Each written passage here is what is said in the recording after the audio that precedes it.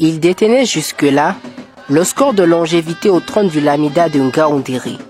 Le Lamido Issa Maïgari Yahya, fils du Lamido Yahya et petit-fils du Lamido Abbo, a régné de 1973 à 1997. Son règne de 24 ans, qui a débuté au lendemain de la réunification du Cameroun en 1972, sera marqué par plusieurs temps forts, notamment le départ d'Ahidjo à la tête du Cameroun, le coup d'État manqué du 6 avril, l'avènement du multipartisme et bien d'autres. Des événements qu'il a su faire face et gérer avec doigté, sagesse et mansuétude.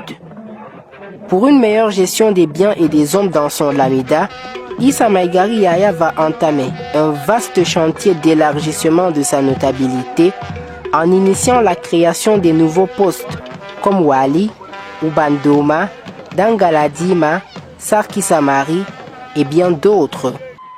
Loin de la grandeur de sa demeure et du confort de son trône, le Lamido Issa a aussi servi dans l'administration locale en qualité d'adjoint au maire de la commune urbaine de Ngaoundéré. Très ouvert, il a été l'un, pour ne pas dire le Lamido le plus médiatisé de sa génération.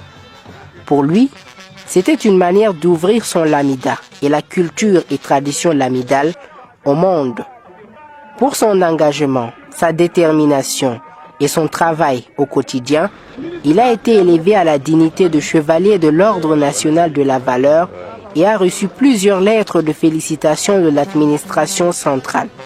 Et le dernier date de 1996 du ministre de la Culture à la suite de la brillante organisation du FENAC.